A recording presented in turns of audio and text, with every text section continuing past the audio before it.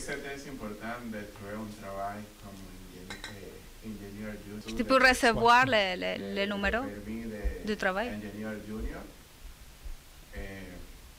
Il faut qu'un ingénieur déjà senior. Right? Oui, les premières quand toi, dans mon cas, je suis candidate à la profession. C'est à peu près ça, comme ingénieur junior. Je suis comme une personne qui vient de sortir de l'Université de Québec.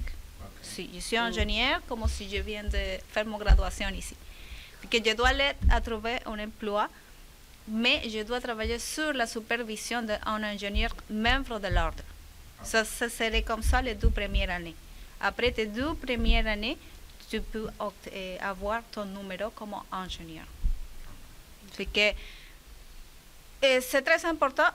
Moi, je pense que oui, parce que il y a des entreprises qui, oui, te peuvent donner d'emploi si tu n'es pas membre de l'ordre des ingénieurs, sans problème. J'ai beaucoup d'amis qui sont ingénieurs, qui travaillent comme ingénieurs, mais ne sont pas membres de l'ordre. Mais sont sur la supervision d'un ingénieur de l'ordre des ingénieurs. Ça va changer, comme a dit Diego, si tes responsabilités, ton chemin professionnel, tu vas avoir meilleur salaire. Beaucoup comme l'ordre des ingénieurs te offre beaucoup d'options d'amélioration professionnelle. Fait que c'est un chemin plus professionnel, comme développer ton côté professionnel et plus comment peut dire, comme professionnel membre d'un ordre. Tu peux avoir ton numéro, tu peux faire tes développements professionnels de ta carrière. Mais il y a des mondes qui travaillent, la différence c'est le salaire. Vraiment, c'est le salaire. Tu peux doubler ton salaire si tu es membre d'un ordre ou non. Ça, c'est vrai. En général, pour la partie technique, si tu fais des activités réservées aux ingénieurs en fonction de la loi sur les ingénieurs, il y a une loi qui explique ou qui précise de manière spécifique quelles sont les activités réservées aux ingénieurs.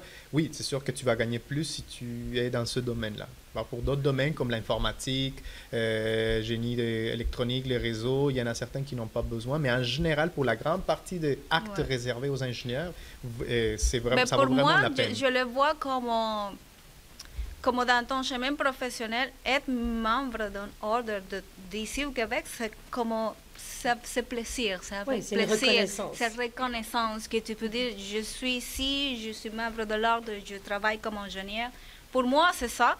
Et aussi les salaires, parce que les salaires, j'ai regardé que tu peux gagner 60 000 par année si tu n'es pas membre. Mais si tu es membre, tu peux gagner 100 000 ou 120 000 ou 130 000 par année. C'est une grosse différence. C'est une grosse différence. En plus, c'est reconnaissance. Que tu peux dire, wow, j'ai fini mon chemin, je suis ici, je suis membre, je suis un ingénieur ici au Québec. Ingénieur reconnu, avec le titre. Le titre, oui, c'est vraiment en fonction de ce que la personne veut par rapport à son profil professionnel. Et j'aimerais peut-être répondre à ta question d'une autre façon, peut-être complémentaire, c'est qu'aujourd'hui, au lieu d'ingénieur junior, on parle de CPI, candidat à la profession d'ingénieur. CPI. Et dans certains cas, tu peux probablement travailler comme agent technique et avoir une courbe d'augmentation salariale comme agent technique qui est très intéressante. Ça augmente rapidement. Et au lieu de passer d'agent technique à ingénieur, à CPI et à ingénieur senior, tu peux faire agent technique et tout de suite ingénieur. Et ta baisse de salaire, tu la perçois presque pas. Parfois, il y a une baisse, mais tu la récupères après. Donc, ça va dépendre vraiment de ce que tu vois dans ton domaine. Première étape, je ne sais pas si ça se fait toujours, tu me diras, il y a comment est-ce que ça s'appelle? La reconnaissance par le ministère de l'Emploi, tu te rappelles? Les acquis, les compétences. Non, il y a comme un document quand on arrive qu'on peut se faire reconnaître le diplôme comme si on était agent technique, l'équivalent d'agent technique ici. Non, je ne connais pas. Tu ne connais pas. Mais ce type de document est utile si jamais tu vas travailler à la fonction publique ou pour certaines grosses organisations. Tu n'as pas besoin d'obtenir le permis de l'ordre tout de suite. Tu as juste besoin d'obtenir j'ai oublié le nom.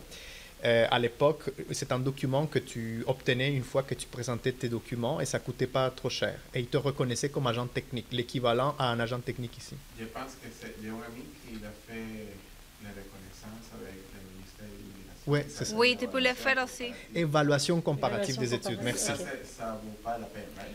Ça vaut la peine si tu vas rentrer dans un domaine où s'il y a des des offres d'emploi qui vont nécessiter ce document. Probablement Hydro-Québec, la ville de Montréal, je sais qu'il est demandé. Probablement la fonction publique ou certaines grosses organisations vont te demander l'évaluation comparative. Et ça coûte pas cher et tu as déjà comme une reconnaissance au moins du niveau technique. Après, si tu veux obtenir ton permis et avoir une augmentation salariale, un développement de ta carrière, c'est ton choix. Si tu vois que comme agent technique, après tu deviens CPI, bouf, il y a une baisse de salaire, ça ne vaut pas la peine, tu peux attendre un peu, avoir ton CPI, continuer à travailler comme agent technique à l'entreprise ou à l'organisation où tu es, et le jour où tu auras ton permis d'ingénieur, paf, tu changes de poste, il n'y a pas de baisse de salaire, tu continues vraiment la courbe avec un peu l'historique salarial que tu avais et ton expérience que tu avais comme agent technique. Dans mon cas, c'était la courbe comme ça. Donc, j'ai fait d'agent technique et je ne savais peut-être pas, je me suis pas mal renseigné, mais c'est correct, après, on le rattrape. Mais j'ai eu une baisse de salaire quand je suis devenu ingénieur junior parce que j'étais plus agent technique. J'ai commencé comme en bas de l'échelle comme ingénieur junior. Okay. Mais après, la courbe, ça monte vite. Ça a monté, donc ça a fait comme ça. Okay. Mais encore une fois, renseigne-toi, mais c'est deux possibilités, ça va dépendre de ton objectif final. Ça dépend de l'objectif. Oui, l'objectif final. C'est l'objectif. Est-ce que vous aviez d'autres questions? D'autres personnes du public? Beaucoup de questions ou une autre personne du public? Preguntas. Oui. Une question pour la madame. Est-ce que vous avez enregistré ton expérience de travail précédente dans le portail de Tableau des ingénieurs? Oui. Et une des étapes du processus, c'était ça. Et j'ai fait j'ai donné toutes mes expériences professionnelles, même avec le nom de mes superviseurs de mon superviseur dans l'époque. L'ordre des ingénieurs a contacté chaque superviseur et ont validé dans le système toutes mes tâches et toutes les choses que j'ai fait avant dans mon pays. Oui. Okay. Oui. Une autre question, allez-y. C'est pour ça qu'ils prennent 1 an et demi pour donner. C'est ça. Oui, ça prend du temps. Oui, parce que je comprends, si une personne qui vient d'autres pays ne connaît pas comment c'est le système ici, peut-être un petit peu ça, il faut avoir de confiance pour te donner un poste avec responsabilité, je pense que c'est ça. Oui, c'est ça.